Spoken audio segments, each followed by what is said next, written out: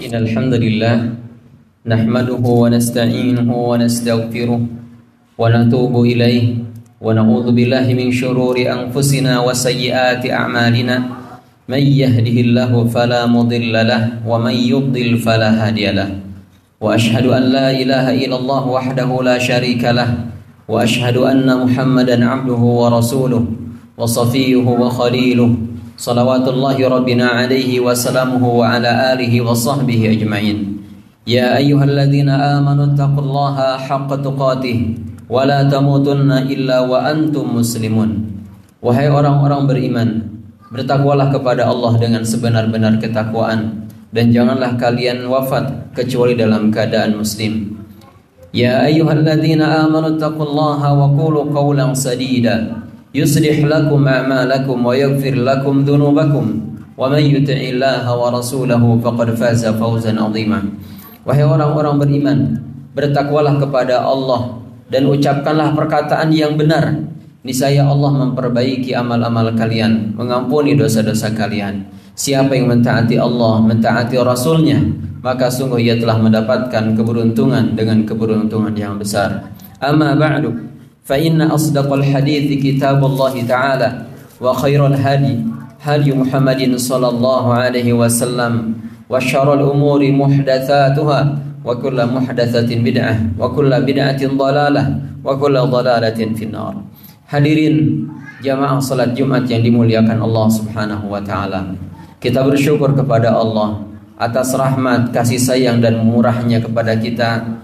Kita dimasukkan oleh Allah Subhanahu wa taala ke dalam bulan Ramadan, bulan yang penuh dengan keutamaan dan kebaikan. Di antara amal soleh yang ditekankan di bulan Ramadan, dianjurkan kaum muslimin untuk melakukannya adalah membaca Al-Quran, banyak membaca Al-Quran. Bulan Ramadan adalah bulan Al-Quran, sebagaimana Allah Subhanahu wa taala berfirman, "Syahrul Ramadan alladzi unzila fihi Al-Quran huda linnas wa bayyinati minal huda wal furqan." Bulan Ramadan adalah bulan diturunkan di dalamnya Al-Quran, di mana ia adalah petunjuk bagi manusia dan penjelas bagi petunjuk itu. Hadirin rahimakumullah. Oleh sebab itu, karena bulan Ramadan adalah bulan Al-Quran, maka amal utama di bulan Ramadan di samping saum, di samping qiyam adalah membaca Al-Quran. Alhamdulillah kita sudah masuk hari keempat atau hari kelima. Maka siapa yang sampai hari ini belum menyentuh Al-Quran, belum membuka Al-Quran, belum membuka mushaf, membaca Al-Quran, maka mulailah hari ini, mulailah pada saat ini. Karena kita tidak tahu apakah masih ada Ramadan lagi bagi kita di waktu yang akan datang. Maksimalkanlah Ramadan yang ada di hadapan kita saat ini, di antaranya dengan memaksimalkan interaksi kita dengan Al-Quran, sekurang-kurangnya membaca Al-Quran. Nabi Muhammad SAW telah memberikan kabar gembira yang banyak kepada kita ketika bisa membaca Al-Quran, berinteraksi banyak dengan Al-Quran. Di antaranya Nabi SAW mengatakan, "Khairukum man ta'allama Al-Quran wa 'allamah." Yang terbaik di antara kalian adalah yang belajar Al-Quran dan mengajarkannya. Nabi SAW juga mewasiatkan, "Iqra'ul Quran fa innahu ya'ti yaumal qiyamati syafi'a li ashabi." Bacalah Al-Quran karena dia akan datang memberikan syafaat pada hari kiamat kepada para sahabatnya. Hadirin rahimakumullah. Allah Subhanahu wa taala juga berfirman, "Innal ladzina yatluna kitaballah wa aqamus shalah wa anfaqu mimma razaqnahum sirran wa 'alaniyatan yarjuna tijaratan lan tabur." Sesungguhnya orang-orang yang membaca kitabullah, Al-Quran, kemudian mereka mendirikan salat dan memberikan infak dari apa yang Allah Subhanahu wa taala rezekikan kepada mereka, yarjuna tijaratan lan tabur, sesungguhnya mereka itu mengharapkan sesuatu yang tidak akan pernah merugi. Membaca Al-Quran di ayat ini dianggap seperti jual beli kita dengan Allah Subhanahu wa taala. Kita membeli pahala dari Allah, kita membeli rahmat Allah, membeli ampunan Allah Subhanahu wa taala dengan bacaan kita. Maka membaca Al-Quran adalah amal yang tidak boleh dilupakan, ditinggalkan di bulan Ramadan ini. Kemudian Diriwayatkan dari Abu Hurairah radhiyallahu anhu bahwa Nabi sallallahu alaihi wasallam bersabda, "Majtama'a qaumun fi baitin min buyutillah yatluna kitaballah wa yatadarasunahu bainahum illa nazzalat 'alaihimus sakinah wa ghasyiyatuhumur rahmah wa hafathumul malaikah wa dzakarahumullahu fi man 'indah." Nabi sallallahu alaihi wasallam memotivasi kita. Beliau mengatakan, tidaklah berkumpul suatu kaum di rumah di antara rumah-rumah Allah Subhanahu wa taala. Mereka membaca Al-Qur'an, mempelajarinya, kecuali akan turun kepada mereka as-sakinah, ketenangan, bertambahnya iman, bertambahnya kecintaan kepada agama, kecintaan kepada Allah dan Rasulnya. Wa ghasyiyatuhumur rahmah, mereka akan dicucuri rahmat.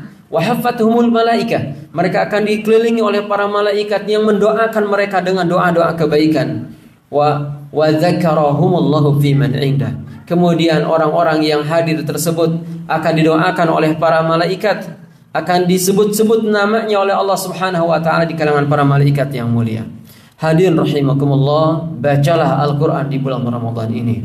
Orang-orang soleh terdahulu yang telah melampaui kita di dalam membaca Al-Qur'an di bulan Ramadan, di antara mereka ada yang menghatamkan Al-Qur'an 10 kali, ada yang 20 kali.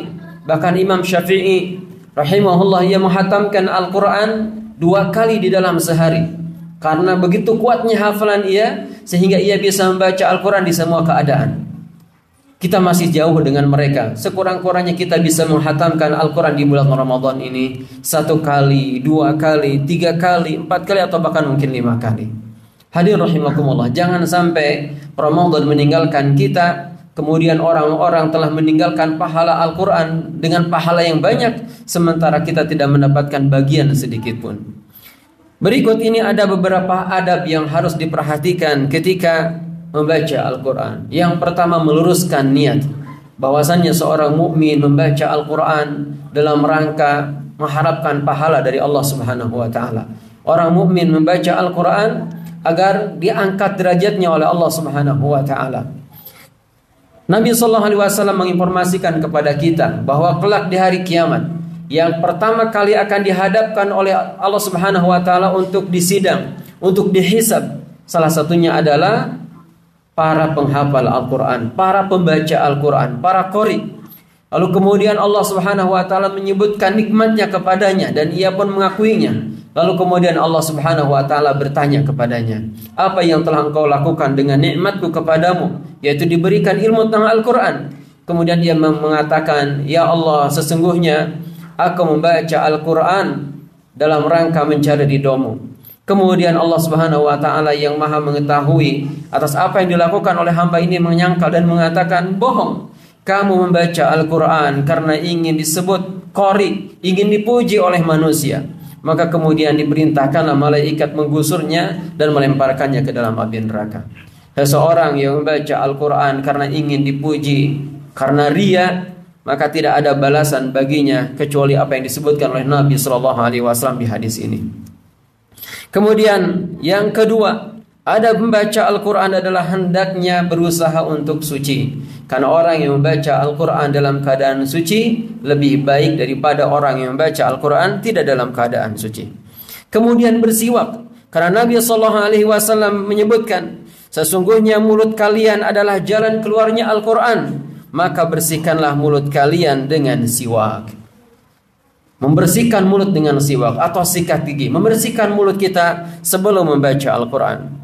Kemudian yang keempat, meminta perlindungan kepada Allah Subhanahu wa taala. Allah Subhanahu wa taala berfirman, "Fa idza qara'tal Qur'an fasta'id billahi minasyaitonir rajim." Apabila kalian hendak membaca Al-Quran, maka berlindunglah kepada Allah dari godaan syaitan yang terkutuk. Membaca ta'awudz atau isti'adzah sebelum membaca Al-Quran di antara adab sebelum membaca Al-Quran. Kemudian berikutnya, hendaklah membaca basmalah di setiap awal ayat. Membaca basmalah di setiap awal ayat sebagaimana Nabi sallallahu alaihi wasallam melakukan hal itu, kecuali pada surat yang tidak ada basmalah di awal ayatnya, yaitu surat At-Taubah, surat yang ke-9. Hadirin rahimakumullah. Kemudian Allah Subhanahu wa taala memerintahkan kita untuk membaca Al-Qur'an dengan tartil. Sebagaimana firman-Nya, "Warattilil Qur'ana tartila." Baca Al-Qur'an dengan tartil, dengan perlahan. dengan benar sesuai dengan kaidah-kaidah tajwid.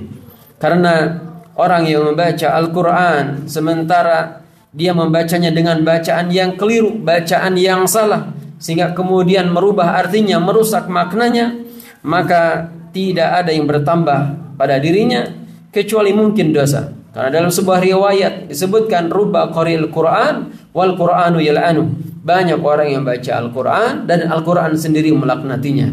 Sebagian orang mengatakan bahwa yang dimaksud adalah orang membaca Al-Quran tetapi dia tidak memperhatikan kaidah-kaidah di dalam membacanya.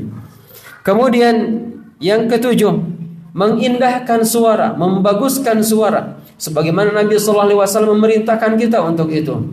Zainul Quran bi aswatikum. Hiasilah Al-Quran dengan suara kalian.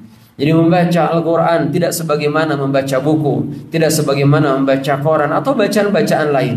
Yang kita baca adalah firman Allah, yang kita baca adalah kalamullah, yang kita baca adalah kitab suci, yang berbeda dengan bacaan-bacaan yang lainnya. Maka mengindahkan suara, membaguskan suara adalah perkara yang dianjurkan dan disunahkan. Kemudian melakukan Al-Quran. Melakukan Al-Quran adalah sunnah. Bahkan Nabi SAW mengatakan, laisa minna man lam yataghanna bil Quran. Bukan dari golongan kami, bukan termasuk umat kami yang tidak melakukan Al-Quran. Jadi tidak boleh membaca Al-Quran dengan bacaan yang lurus-lurus saja, tidak memiliki irama sedikit pun. Nabi SAW merintahkan kita membaca Al-Quran dengan melakukannya. Ini adalah sunnah.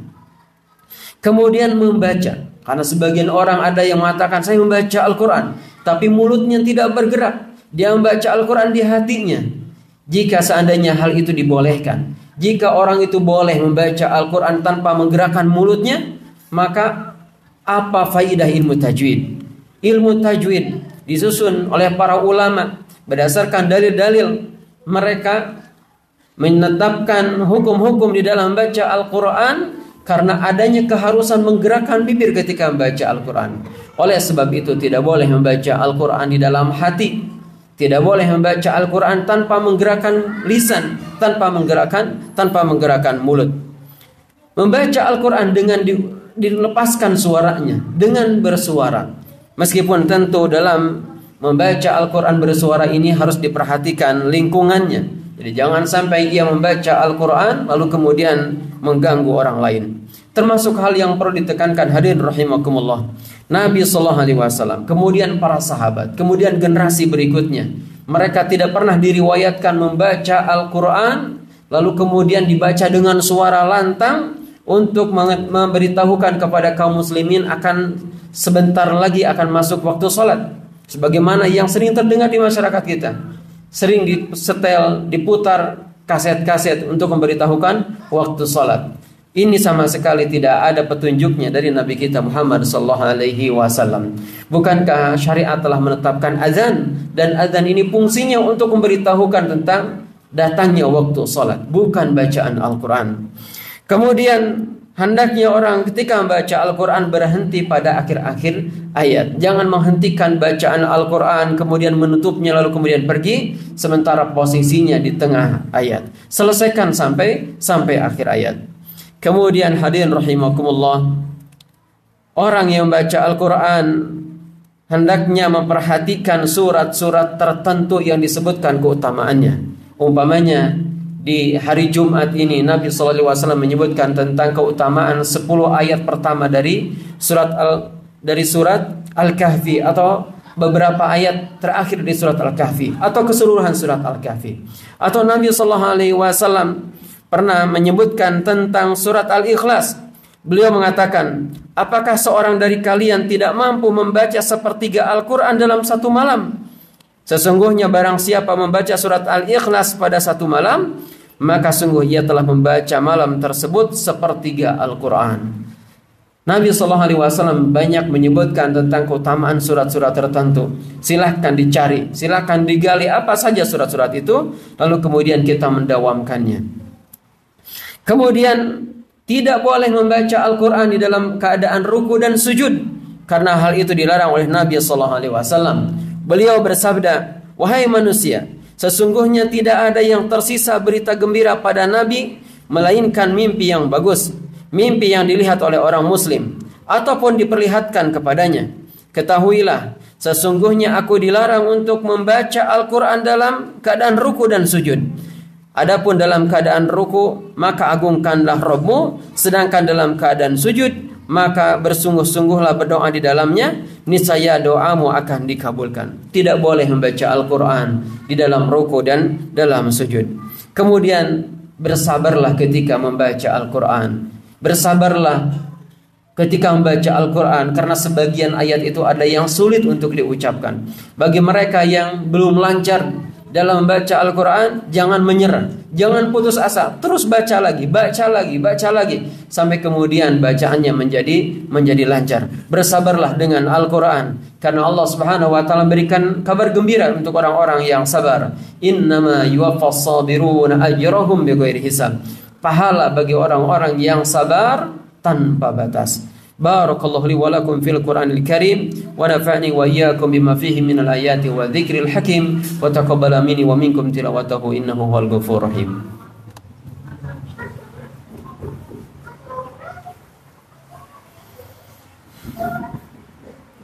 Alhamdulillahirabbil alamin wa usalli wa usallim ala abdillahi wa rasulihi Muhammadin sayyidil mursalin wa ala alihi wa sahbihi ajmain. Hadirin rahimakumullah.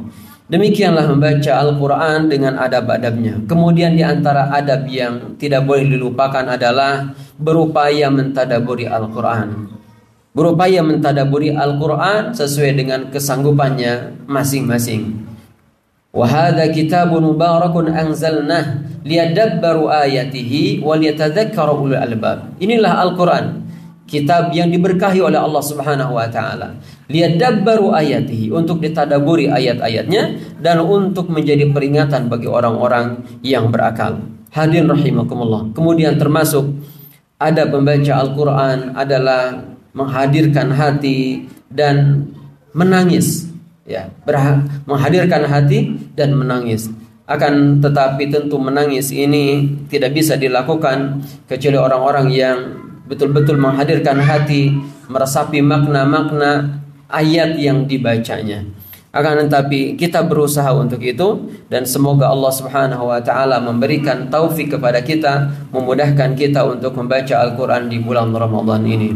Kemudian terakhir, mengingatkan kita kembali bahwasannya sampai hari ini saudara-saudara kita di Palestina masih mengalami keadaan yang berat. Mereka masih menghadapi musuh dari kalangan orang-orang Yahudi, ya, dan sampai hari ini jumlah kaum muslimin yang meninggal, yang wafat di atas 30.000. Ini tentu suatu musibah yang besar yang menimpa umat ini, menimpa kaum muslimin, dan kita tidak boleh melupakannya. Oleh sebab itu hendaknya kita mendoakan mereka, mendoakan agar Allah Subhanahu wa taala merahmati orang-orang yang wafat, menyembuhkan orang-orang yang sakit, menyembuhkan orang-orang yang terluka, dan Allah Subhanahu wa taala menerima syuhada mereka. Dan semoga Allah Subhanahu wa taala juga memberikan pertolongan kepada mujahidin yang terus berperang melawan orang-orang kafir ini. Allahumma shalli wa sallim wa barik ala Muhammadin wa ala alihi wa sahbihi ajma'in. Allahumma ighfir lil muslimina wal muslimat wal mu'minina wal mu'minat al ahya'i minhum wal amwat innaka samii'un qaribun mujibud da'wati ya qadil hajat. Rabbana zalamna anfusana wa illam taghfir lana wa tarhamna lanakunanna minal khasirin. Rabbana la tuzigh qulubana ba'da idh hadaitana wa hab lana min ladunka rahmah innaka antal wahhab. Allahumma a'izzal islam wal muslimin wa alif baina qulubihim wansurhum ala aduwika wa aduwwihim. Allahumma ansur ikhwanana al muslimin al mujahidin fi Filistin. Allahumma ansur ikhwanana al mustad'afin fi Gaza. Allahumma ansurhum nasran mu'azzara. Sallallahu ala Muhammadin wa ala alihi wa sahbihi wa sallam walhamdulillahi rabbil alamin. Aqimus salam.